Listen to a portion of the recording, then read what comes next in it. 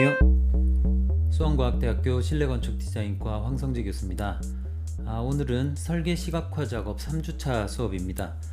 그래서 그 학습 모듈에 대해서 둘째 시간에 조금 이야기를 했고요. 그 다음 전체적으로 우리가 어떤 일을 해야 되는지, 그러니까 실내 디자인 분야에서 어떤 일을 우리가 하고 있는지, 그 다음에 이 시각화 작업이라는 것이 어떤 건지 대략적으로 알아봤습니다. 그래서 우리가 결론적으로는 또 무슨 작업을 해야 되잖아요. 작업을 해서 결국은 시각화를 시키는 것이 이 수업의 목적이잖아요. 그래서 시각화를 시키는 방법에는 뭐 도면이 있고 3D가 있고 그 다음에 모형이 있다 이렇게 돼 있는데, 그것 중에 예전의 경우는 손으로 스케치를 잘하면 3차원 투시도가 됐던 거고요. 그 다음에 도면도 다 손으로 그렸던 거잖아요. 그런데 지금 시대에서는 CAD로 도면을 이제 컴퓨터 에이디드 디자인이죠, 그죠? 컴퓨터 에이디드 뭐 드로잉 이런 표현도 쓸 수 있겠죠. 그래서 이제 CAD라는 거를 CAD를 가지고 우리가 뭐 도면을 그리고요. 그 다음에 뭐 3D 맥스나 혹은 스케치업을 가지고 3D 투시도를 그리는 거잖아요. 그 다음 뭐 지금도 3D 프린팅을 가지고 뭐 3차원 모형을 만들 수 있잖아요. 스케일 모델이라고 하거든요. 정확한 표현은. 그래서 모형을 만들 수 있죠.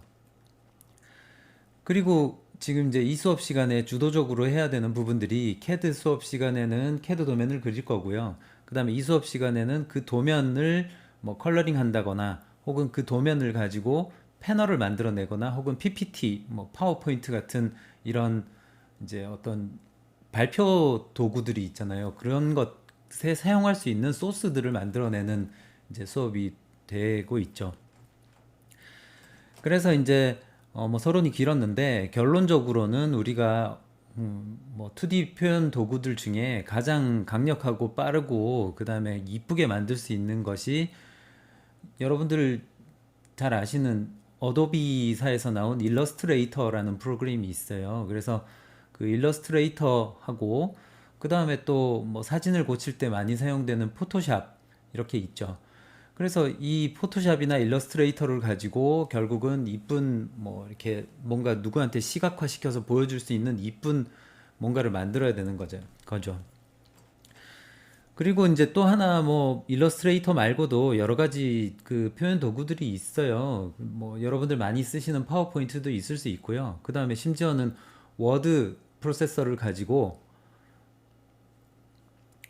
거기서 그림 다 그리고 도면 그리는 사람도 있어요. 그렇지만 그런 류의 프로그램은 뭐 일러스트레이터에 비하면은 조금 더 그 그러니까 이쁜 뭔가 디자인 저작물을 만들어내기에는 비효율적이거든요. 그래서 이제 뭐 전문가들이 가장 많이 사용하는 일러스트레이터를 가지고 우리가 그 여러분들이 뭐 표현 도구, 그러니까 파워포인트에서 사용할 수 있는 프레젠테이션 도구, 시각화된 그 시각화 뭐 머티리얼들을 만들어낼 수 있는 그런 이제 상황인 겁니다. 그래서 뭐 결론만 간단하게 이야기하자면 일러스트레이터랑 포토샵을 배워야 되는 상황이고요. 그 다음에 나는 그래도 파워포인트가 정말 너무너무 편하고 빠르고 최고입니다 라는 사람들은 파워포인트로 작업을 하셔도 돼요. 전혀 상관없어요. 결국 우리가 지금 사용하는 것들은 어떤 툴이지 어떤 툴이 맞다라고 이야기하는 거는 사실은 되게 조심스러운 표현일 수 있어요.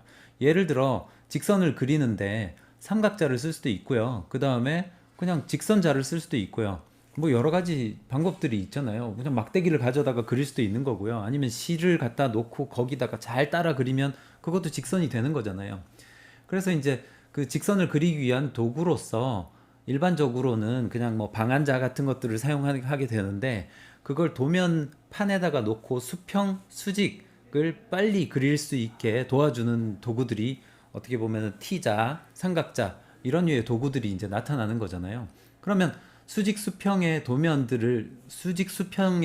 직선들로 이루어진 대부분이 직선들로 이루어진 도면들을 가장 빨리 그릴 수 있는 도구는 사실은 T자, 삼각자 혹은 I자, 삼각자 등이 되는 거예요. 그런 것처럼 이제 그 도구들이 존재하는 거고요. 우리가 CAD 도면을, 그러니까 도면을 그릴 때는 가장 편하고 빠른 방법이 지금 현재로서는 뭐 CAD 아니겠어요? 그 다음에 회사명을 굳이 이야기를 하려면 오토캐드가 될 거고요. 그 오토캐드로 전 세계가 그냥 통일돼 버린 상황인 거죠. 그렇지만 여전히 다른 캐드도 있죠. 뭐 아키캐드도 있고 뭐 무슨 뭐 고캐드라는 것도 있는 것 같고 뭐 아무튼 그 도면을 표현하는 방법에는 여러 가지 방법이 있어요. 그다음 오토데스크에서 나온 또 다른 저작물들도 있고요. 심지어는 스케치업에서 3차원 도면 3차원으로 모델링을 하고 나서 그걸 도면화 시켜주는 부분들도 분명히 존재하죠. 그렇지만 결국은 처음부터 도면을 그리겠다고 생각하면 오토캐드가 제일 빠르다라고 이야기할 수 있는 거고요. 그 다음에 그 도면을 이용해서 패널, 그러니까 여러분들 작품을 그냥 한 장의 출력물로 보여주기에 가장 빠르고 편한 프로그램은 어도비 일러스트레이터라고 이야기할 수 있고요. 또는 포토샵이라고 이야기를 할 수 있겠죠. 그래서 오늘 이제 수업 시간은 어도비 일러스트레이터에 대해서 조금 이야기를 할 거고요. 뭐 그 한 시간에 어도비 일러스트레이터를 어떻게 전부 다 찢어 발기겠냐마는 그렇지만 한 시간 혹은 한 이제 한 차 시수에 어도비 일러스트레이터를 마스터해보는 그런 한번 노력을 한번 해보자고요. 그래서 이제 어도비 일러스트레이터를 지금 제가 설치를 해 놨고요. 여러분들은 이제 학교에 사실은 지금 비대면 수업을 하고 있기 때문에 학교에 설치되어 있는 정품을 이용할 수가 없어서 좀 답답한 부분들이 있는데 그 어도비 일러스트레이터는 여기저기 뭐 이렇게 구할 수 있는 방법들이 많이 있고요. 그 다음에 그 학생판으로 조금 저렴하게 해서 뭐 구독을 해서 사용하는 방법도 있으니까 그 여러 가지 방법들을 좀 알아보시고요. 그 다음에 반대편한테 문의를 하셔가지고 가능하면 여러분들 컴퓨터에다가 설치를 해야 이제 작업이 가능할 것 같고요. 설치가 어려우신 분들은 정 안 되면 학교에 나와서 학교에 있는 전산실에 이제 설치가 되어 있는 캐드실에 설치되어 있는 어도비 일러스트레이터 정품을 사용하시면 됩니다. 그다음 뭐 여러 가지 방법들로 여러분들이 이제 어도비 일러스트레이터를 설치를 하셔서 사용을 하시고요. 가능하면 꼭 정품을 사용하시는 것들을 권장합니다. 그다음에 회사에 가셔도 마찬가지고요. 네, 그래서 이제 어도비 일러스트레이터가 설치되어 있다는 전제하에 그 어도비 일러스트레이터를 구동을 시작을 했어요. 시작을 하면 처음에 지금 이제 까만 판이 이렇게 있는데 뭐 뉴 파일 해서 일단 어떤 작업을 할 수 있는 그 흰 종이 입장을 하나 만들어야겠죠. 그래서 뉴 해서 실행을 하고요. 그 다음 이제 시작하자마자 이렇게 막 복잡한 것들을 물어대는데 이 부분이 어떻게 보면 되게 좀 중요할 수 있어요. 그냥 모르면 오케이 하면 되는데 이 종이만 고르고요. 모르면 오케이 하면 되는데 요걸 좀 알고 나면 나중에 그 큰 실수들을 좀 줄일 수 있는 부분이 있어요. 그래서 이제 파일 네임 같은 거 여기다가 선택을 해 주시고요. 어디다가 저장할 건지 지금은 뭐 언타이틀드로 놔두면 될 것 같고요. 그 다음 프로파일 부분에 있는데 우리가 출력을 할 건지 웹사이트에 게시를 할 건지 뭐 모바일용으로 뭔가를 할 건지 아니면 일러스트레이터를 할 건지라는 건데 일러스트레이터라는 것들은 기본적으로 출력을 기준으로 하고 있어요. 왜냐하면 웹에다 게시를 하는 것들은 72dpi 그러니까 해상도가 조금 낮아요. 그런데 프린트용은 데이터량이 훨씬 많고 최소 해상도들이 요즘 요구되는 것들이 뭐 1인치에 점이 200개 정도 들어가야 되는 그래서 그런 것들이 있어요. 그래서 약간 낙낙하게 작업을 해야 되기 때문에 일단 프린트를 선택을 하고요. 그 다음에 종이는 우리가 이제 온라인으로 이제 졸업 작품 등이 온라인으로 전시될 확률이 높기 때문에 A3를 기준으로 작업을 대부분 다 하게 될 거예요.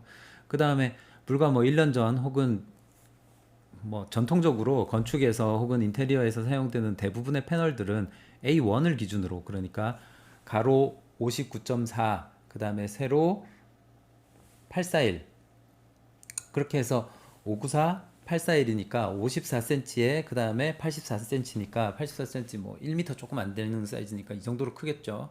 그래서 이 정도 출력물에다가 뭔가를 이렇게 집어넣는 거예요. 굉장히 큰 뭔가를 집어넣는 게 A1 기준으로 이제 A1 세로 패널 한 장을 기준으로 뭔가 작업을 했어요. 그런데 지금 이제 비대면이 굉장히 많고 그 다음에 그 컴퓨터 화면으로 띄워놓고 프레젠테이션을 하는 경우가 많으니까 그 경우는 A3가 적당할 거예요. 그 다음에 그 프레젠테이션도 하고 그걸 또 출력을 해서 배포도 합니다. 그러니까 A3를 기준으로 하시는 게 제일 편할 거예요. 그 다음에 또 뭐 마지막에 우리가 과정평가형 국가기술 자격 딸 때도 A3를 기준으로 작업을 하기 때문에 A3로 이렇게 선택을 해 주시고요. 그 다음에 이제 그 유닛이 포인트인데 우리한테 익숙한 그 포인트가 점이잖아요. 근데 포인트로 하는 것보다는 일단은 뭐 밀리미터 국제 표준 단위계로 A3 297420인데요. 가로 형태로 써야 되니까 이걸 눌러주시면 420 297로 딱 맞춰집니다.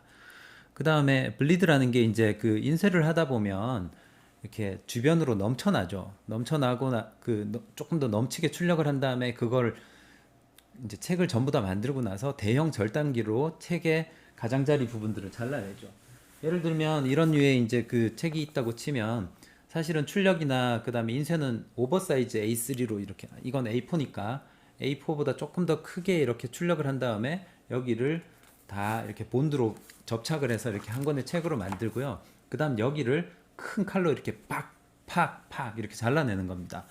그래서 이제 그 약간의 그 넘쳐나는 영역들에 대해서 이제 고려를 하는 건데, 지금 우리는 외부로 게시를 할 거고, 그 다음에 어차피 출력 사이즈 우리가 보통 프린터로 출력을 하는데 뭐 A3보다 더 크게 출력할 경우가 거의 없고 종이가 그냥 A3잖아요. 그러니까 여기는 그냥 두시면 돼요. 그 다음에 컬러 모드는 CMYK인데 이 부분도 사실은 설명할 게 조금 길어요. 그런데 간략하게 설명을 하자면 인쇄를 할 거면 CMYK, 그 다음에 모바일이나 웹에다가 게시를 할 거고, 그 다음 PDF 파일로 그냥 만들고 끝낼 거다라고 하면은 RGB를 선택을 하시면 돼요. 그래서 이제 뭐 여러분들은 잘 모르겠으면 그냥 RGB를 선택하면 되는데, 사실은 고품질의 출력을 요하는 경우는 CMYK로 하셔야 됩니다. 이게 왜 그런가 하면 RGB는 빛으로 구성이 된 거예요. 그래서 빛의 3원소 알죠? 레드, 그린, 블루 세 개 색을 합치면 흰색으로 변하고요. 그 다음에 빨강색만 뿌리면 빨강색이겠죠. 그 다음에 그린, 녹색만 뿌리면 녹색이겠죠. 그래서 두 개를 합치면 색이 이렇게 합쳐지잖아요.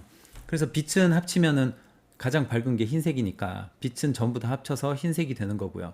그 다음에 CMYK는 반대로 샨, 마젠타, 옐로우 색깔은 비슷하긴 한데 살짝 달라요. 그래서 여러분들 프린터기 보시면은 시안, 그 다음에 마젠타, 옐로우 세 개의 색깔로 구성이 되어 있고요. 그 다음에 이 세 개의 색을 합쳐보면 완전히 검정색이 잘 안 나와요. 그래서 이 검정색을 표현하기 위해서 K, 블랙 이거를 합쳐가지고 CMYK라고 합니다. 그래서 잉크의 그냥 뭐 네 가지 요소라고 생각하시면 편할 거고요. 그래서 CMYK는 출력용이다. 그 다음에 RGB는 그 모니터로 직접 뿌릴 때 사용하는 거다. 그래서 이건 빛이고 요건 잉크다 이렇게 생각하시면 돼요. 그래서 기본값은 CMYK니까 이건 그냥 두자고요. 그래서 여러분들이 바꿔야 될 거는 사실은 여기 일러스트레이터에서는 종이만 A3로 선택을 해주시고요. 가로로 선택하시고 크리에이트 다큐멘트 해주면 이게 이제 A3 영역이에요. 그래서 이제 이렇게 A3 종이가 한 장 생겼는데, 이 종이를 이제 가지고 뭔가를 작업을 하는데 그 일러스트레이터를 처음 하니까 인터페이스나 이런 것들이 너무 답답하고 좀 이렇게 힘들게 느껴질 수 있어요. 그래서 기본적인 부분들을 제가 설명을 하자면, 일단 일러스트레이터를 그 어도비 계열, 그러니까 포토샵이나 일러스트레이터에 그냥 사용을 하려고 딱 앉으시면 맥이나 뭐 IBM을 PC를 불문하고 손가락을 이렇게 컨트롤 알트 스페이스 이렇게 세 개를 얹어 주시면 제일 편해요. 혹은 뭐 이렇게 얹거나 이렇게 얹거나, 손가락이 좀 기신 분들은 컨트롤 알트, 저는 이렇게 사용을 하고요. 그 다음에 뭐 때로는 이렇게 사용할 수 있어요. 그래서 이제 어떻게 되냐면 여기 마우스로 지금 흔들고 있는데 컨트롤 키를 누른 상태에서 스페이스를 누르면 확대로 변합니다. 그래서 필요한 부분 이렇게 확대를 해서 이렇게 가고요. 그 다음에 컨트롤 0 누르면, 그죠? 마우스에서 손이 와야 되는데 컨트롤 0 누르면 줌 익스텐스가 돼요. 그래서 전체 개체가 다 있는데, 자, 여러분들 잘 안 보이시니까 일단 렉탱글을 몇 개를 만들어 볼게요. 그래서 제가 이렇게 막 개체를 만들었어요. 이게 이제 종이 넘어도 이렇게 그릴 수 있는 게 굉장히 다른 부분들이 있고요. 그래서 개체를 이렇게 막 만들었어요. 만든 다음에 어떤 부분을 이렇게 세부적으로 고쳐야 될 때가 있죠. 이럴 때는 컨트롤 스페이스 누른 상태에서 쭉 들고 가서 여기서 손을 이렇게 검지손가락을 스페이스에 얹으면 펜이 돼요. 그래서 이렇게 쭉쭉 긁어다가 필요한 위치로 옮겨 다니면서 작업을 하시고요. 그 다음 전체적으로 보고 싶다, 컨트롤 0. 그래서 줌인, 컨트롤 0, 줌인, 해서 스페이스 키로 이렇게 왔다 갔다 하다가 컨트롤 0. 이렇게 작업을 하시면은 굉장히 이제 빠르게 작업을 할 수 있어요. 이게 이제 파워포인트하고 다른 점인데, 파워포인트는 컨트롤을 누른 상태에서 이렇게 줌 이렇게 휠을 돌리면 확대가 되고 그 축소가 되잖아요. 근데 여기는 조금 달라요. 그래서 이렇게 확대해서 돌아다니면서 작업하고 컨트롤 0. 이렇게 해서 작업을 하시는 것들을 추천을 드리고요. 그 다음에 이제 그 9버전 같은 경우는 좀 다른데, 뭐 9버전은 여러분들이 저기 알 필요 없으니까 일단 넘어가자고요. 컨트롤 알트 여기 스페이스를 누르면 줌 아웃이 되고요. 그 다음에 컨트롤 스페이스를 클릭하면 특정 부분들이 이렇게 줌인이 됩니다. 그 다음에 손을 떼고 이렇게 잡으면 왔다 갔다 할 수 있어요. 자, 이렇게 해서 이제 그 줌인 줌아웃부터 제일 먼저 설명을 드렸고요. 그 다음에 여기 있는 이제 버튼 일단 좀 설명하고요. 먼저 제일 많이 쓰는 게 V예요. 그래서 그 셀렉션 툴인데, 여기서 클릭을 한번 하시고요. 여기 지금 이제 특징 보면 아시겠지만 여기 셀렉션 툴 옆에 V자라고 괄호가 열려 있죠. 그래서 이제 이게 V가 단축키예요. V 버튼 누르면은 요게 이제 셀렉션이 되고요. 그래서 아까 검지 손가락에서 V 버튼을 이렇게 스페이스 키에서 V에서 왔다 갔다 하면서 V 제일 많이 쓰는 키예요. 그다음 그 밑에가 A예요. 그래서 VA 이렇게 왔다 갔다 하면서 쓰시고요. 그 다음에 줌인, 그 다음에 V로 이걸 선택을 하는 거예요. 그래서 모든 선택을 할 때는 V 버튼 누르면 선택이 되는 거예요. 다른 작업을 하다가도. 그 다음에 이렇게 개체를 잡고 옮기면 이렇게 옮겨 다니죠. 그런데 옮겨 다니는데 두 번째 A 버튼을 누르면 이 개체들을 잡을 수 있어요. 그러니까 이 개체 안쪽으로 들어가서 잡을 수 있다는 거죠. 그래서 사각형을 만들었는데 이 사각형을 그대로 고쳐야 되는 상황이 생겼을 때는 A 버튼을 눌러서 왔다 갔다 한다는 거예요. 그런데 V 버튼을 누르면 개체를 고치는 개념이 아니고요. 그냥 개체를 통째로 움직이는 개념이고요.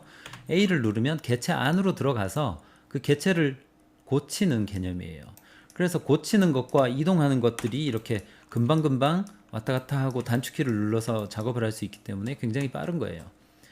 그 다음에 지금 이제 좀 너저분하니까 뭐 제가 지금 쓴 단축키도 그러네요. 컨트롤 마이너스, 컨트롤 0, 컨트롤 플러스 이렇게 해서 단축키도 많이 씁니다. 그래서 이렇게 컨트롤 마이너스에서 컨트롤 0.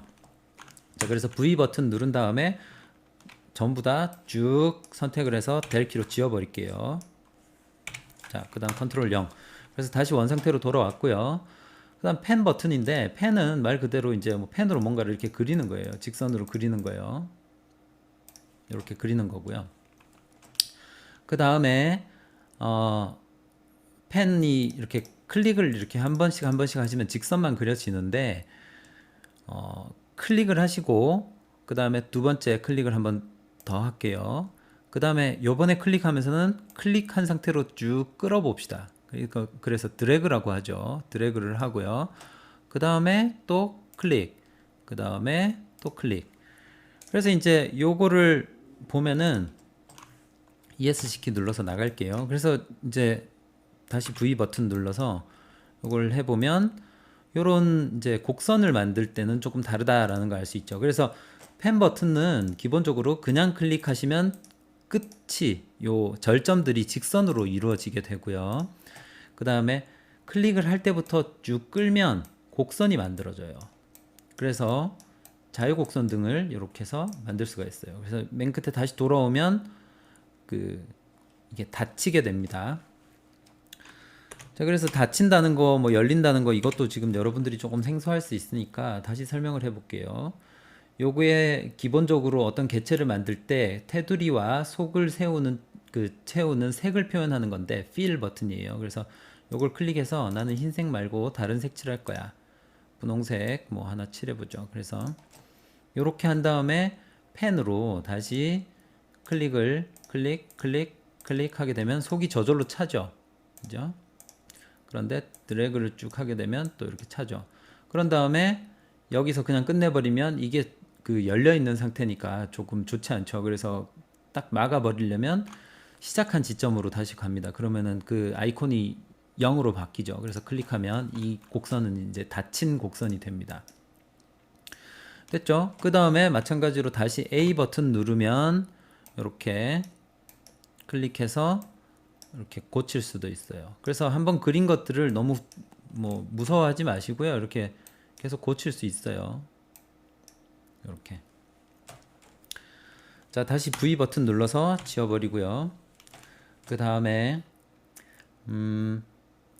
다음 커버처 툴로 가서 보자고요. 그래서 이제 이거는 그냥 클릭을 하면 최대한 자기가 생각하는 자유로운 곡선들을, 그러니까 이쁜 곡선, 자연스러운 곡선들을 만들어주는 기능입니다. 그래서 펜 툴에서 조금 더 진화된 툴이라고 할 수 있죠. 그래서 커버처 툴로 이렇게 돼 있고요. 지울게요. 그 다음에 많이 보시면 이제 사각형 툴이죠. 그래서 사각형을 이렇게 만들 수 있고요. 만든 다음에 여기 원을 클릭하시고 안쪽으로 끌면 이렇게 모서리가 둥근 원들도 만들 수 있어요. 그 다음에 이제 여기에 플라이 아웃이라는 이제 버튼인데, 버튼을 꾹 누르면은 다른 버튼들이 나타나요. 그래서 요 렉탱글 말고 밑에 거 선택하면 일립스 툴, 그래서 타원형 이렇게 되죠. 타원형 만들 수 있고요.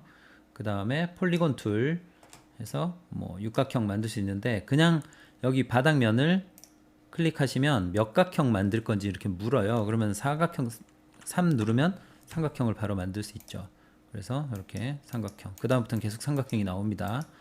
클릭하시고 다시 뭐 팔각형 하면 오케이 하시면 팔각형이 나오고요. 그 다음부터는 계속 팔각형이 나옵니다. 컨트롤 A 버튼 누르고 델 키로 다 지울게요. 그 다음에 폴리곤 밑에 스타 해서 별 만들어 주고요. 그 다음에 라인 세그먼트 툴, 그래서 뭐 직선 이렇게 만들 수 있는데요. 이렇게 쭉 그리면 직선 되죠. 근데 뭐 이 직선을 사용해도 되고요. 혹은 펜 툴로 그냥 바로 이렇게 그려도 되죠. 그래서 뭐 그리는 방법들은 여러 가지 있을 거예요. 됐습니다. 그래서 이제 기본적으로 다시 렉탱글 툴로, 그래서 단축키는 M이고요. 그 다음 페인트 브러쉬 이렇게 해서 이렇게 그리면 되죠. 페인트로 이렇게 그릴 수 있고요. 그 다음에 이게 오른쪽으로 가시면 페인트 브러쉬에 이제 여러 가지 종류들이 있어요. 그래서 이렇게 해서 이 펜의 종류들을 이렇게 바꿀 수 있습니다.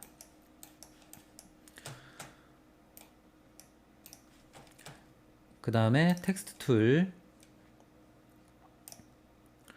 그래서 그냥 클릭하시면 글자가 이렇게 나오고요. 그 다음에 요 놈을 쭉 드래그를 해서 크기를 이렇게 키울 수 있어요. 그래서 기본적으로 12포인트인데 이게 뭐 이제 60포인트가 되면 이렇게 커지고요. 크기 키우고 줄이고 이렇게 할 수 있고요. 그 다음에 텍스트가 있는데, 이 텍스트에 여러 가지 기능들이 좀 있는데 이제 굉장히 강력한 기능들이 여기서부터 이제 나오기 시작하는데, 우리가 어떤 이제 개체가 있죠. 개체가 있는데 이렇게 한번 해보자고요. 원이 이렇게 있어요. 그래서 우리가 이제 이런 개체들이 막 이렇게 있어요. 이렇게 있는데 글을 이제 뭔가 요거에 이렇게 좀 맞게 써야 되는 그런 상황들이 있거든요. 그래서 이제 그런 경우는 텍스트 버튼을 Type on a Path 툴, 요 두 번째를 누르시고요. 요 개체를 이렇게 클릭을 하시면 그 개체를 따라 글이 갑니다. 그래서 이제 우리가 이렇게 펜 툴을, 예를 들어 제가 이제 원하는 곡선들을 이렇게 만들었어요. 이렇게 만들고요. 그 다음에 요거에 채우는 거 없이 하나를 이렇게 만들었어요. 그래서 이제 이런 그 패스를 만든 다음에 여기다가 글을 따라가게 하고 싶다 하면은 이렇게 해서 누르면 바로 이렇게 따라서 들어가죠. 그래서 글자가 이렇게 살짝 휘게 만들 수 있는데, 여러분들 보고 이제 이런 기능들을 가르쳐 드리면 막 그 패널이나 전시물에다가 글자를 막 이렇게 돌려 넣는데, 이렇게 돌리는 게 좋은 게 아니에요. 그냥 깔끔하게 하시는 게 제일 좋은데 이런 기능도 있다라고 알려드리는 거고요. 그 다음에 타이틀에서 조금 특이한 것들은, 글자를 이렇게 만들 때 이제 그 우리가 막 이렇게 뭘 치잖아요. 그럼 이렇게 가로로 길게 되니까 이걸 밑으로 내려 쓰기 위해서 여기다가 엔터로 치고 또 여기 또 맞춰갖고 이렇게 엔터로 치잖아요. 이렇게 하는 게 잘못된 겁니다. 이렇게 하시면은 나중에 글자를 수정해야 되는데 이걸 만약에 약간 이렇게 좁히고 싶다거나 하면은 글자가 전체적으로 이렇게 좁혀져 버려요. 그러면 이 글자가 이렇게 찌그러져 버리는 거잖아요. 그래서 이렇게 되면 안 되고요. 타입 툴을 클릭하신 다음에 요거를 요렇게 클릭하셔가지고 드래그를 먼저 하시고요. 그리고 글을 쓰면 이제 글이 많아지면 저절로 알아서 엔터로 이렇게 들어갑니다. 그 다음에 들어가고 이 글에 이제 챕터 칼럼을 조금 더 바꾸고 싶다면 자기가 알아서 이렇게 엔터가 없는 상태니까 이렇게 줄여주는 겁니다. 그래서 이제 그 자기가 글을 넣어야 될 그 너비에 맞게 알아서 컴퓨터가 계산을 해주는 거기 때문에 이런 방식을 쓰셔야지 편집이 빠릅니다. 그래서 이 방식 틀렸어요. 그 다음에 이 방식 맞아요. 그래서 항상 텍스트를 쓸 때는 그냥 하지 마시고 이렇게 드래그를 한 다음에 거기다가 이렇게 쓰시는 게 좋아요. 그 다음에 버티컬 타입 툴이니까 이제 세로로 글자 쓸 때 있고요. 그 다음에 어떤 개체를 돌려야 될 때 이거는 그냥 이제 이렇게 누르신 다음에 V 버튼으로 클릭하시고 이걸 이 근처로 가져가면 이렇게 돌릴 수 있거든요. 그래서 이 방법을 그냥 쓰면 되는데 초보자를 위해서 이제 로테이션 툴을 따로 넣어놨어요. 저는 이런 요 밑에 있는 것들은 거의 잘 안 쓰는데 그래도 아무튼 알아두시면 좋을 것 같고요. 이걸 돌리는데 이제 이 35점 몇 도 이렇게 돌리는 게 아니고 나는 정확하게 뭐 이렇게 45도나 90도 이렇게 돌릴 경우가 대부분이잖아요. 그 경우는 Shift 키를 눌러주시면 그래서 손을 항상 여기다가 얹어놔야 돼요. Shift를 누르면 이렇게 딱딱딱딱 끊어져서 돌아갑니다. 그래서 90도 돌리고 여기저기 위치에다가 놓으면 돼요. 그 다음에 이제 뭐 가위 툴로 이렇게 잘라낼 수 있고요. 앵커 포인트를 잘라야 된다고 합니다. 그래서 이 포인트를 이렇게 잘라내야지 그 다음부터 이제 이걸 갖다가 끊어내서 이렇게 가져갈 수 있거든요. 지금 이게 차 있어서 잘 모르겠는데 자 이렇게 돼 있죠. 그래서 어떤 개체를 이렇게 해서 안아버리면 이게 그 클로즈가 된 상태에서는 이 개체를 끊어내서 이게 이렇게 뭐랄까 얘를 끊어내서 가져올 수가 없잖아요. 그럴 때 가위를 써서 여기를 이렇게 잘라낸 다음에 다시 A 버튼으로 얘를 이제 끊어야 되는 그런 상황이죠. 그럴 때 사용하는 거고요. 네, 오늘은 이제 일러스트레이터의 기본적인 이 버튼들 중에 위쪽에 있는 7개, 8개 정도의 버튼을 이제 여러 가지 방식으로 테스트를 해봤고요. 마지막으로 하나 하고요. 지금 이제 수업 내용이 전체적으로 너무 긴 것 같아서 여러분들이 좀 힘들 수 있어요. 그래서 마지막으로 하나를 조금 이제 설명을 드리자면 이래요.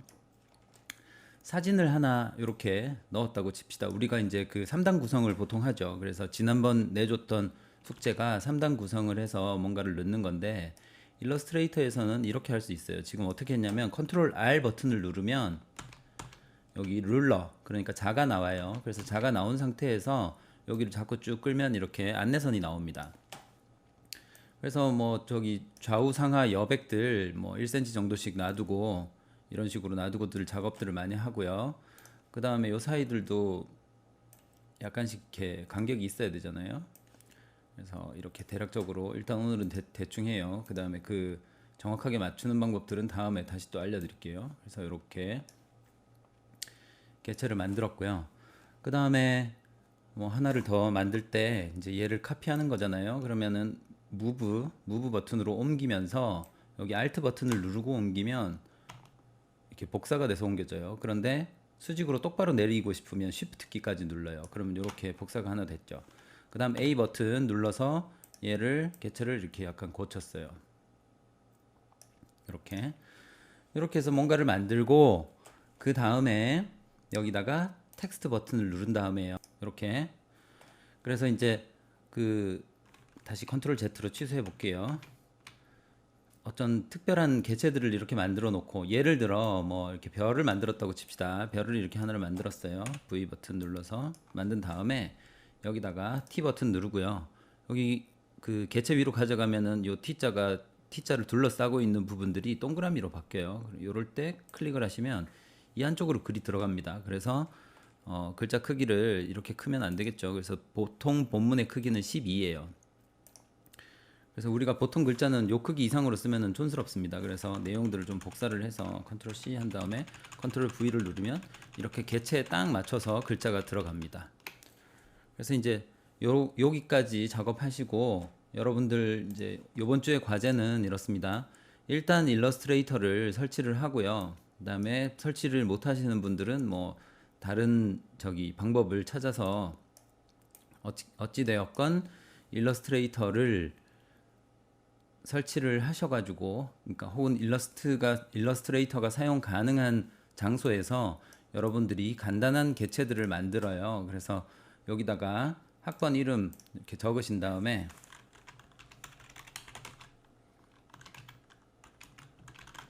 적어서 이 일러스트레이터로 여기다가 학번 이름 쓰셔가지고 글자 크기 적절하게 써서 그 여러분들이 지금 만들고 있었던 작품에 대한 설명 있죠. 그 설명을 작업하는 그 과정. 그러니까 안에 내용은 보지 않겠습니다. 그래서 그 학번 이름만 여기에 이렇게 적을 수 있게 제대로 하시고요. 그 다음에 일러스트레이터가 설치가 돼서 이 화면을 전체적으로 여기 캡처 도구라고 있어요. 윈도우에 누른 다음에 캡처로 검색을 하시면요. 캡처로 검색을 하시면 캡처 도구라는 게 있어요. 그래서 요거 캡처 클릭하신 다음에 그 다음 새로 만들기 해서 쭉 새로 만들기 해서 이렇게 쭉 끌어주시면 캡처가 딱 되거든요. 그러면 캡처가 된 상태에서 이렇게 캡처가 됐죠. 요거를 캡처 저장 누르고 바탕화면, 그래서 학번 이름으로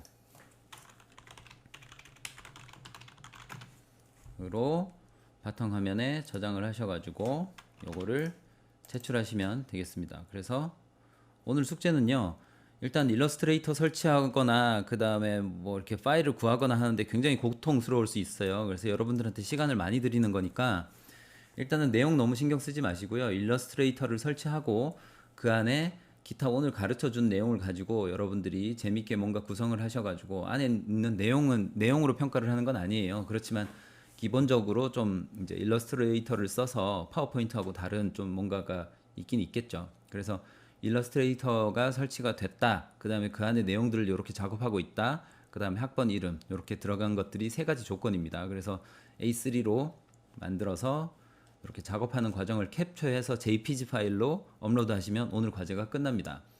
그래서 일러스트레이터 한번 같이 설치해 보고요.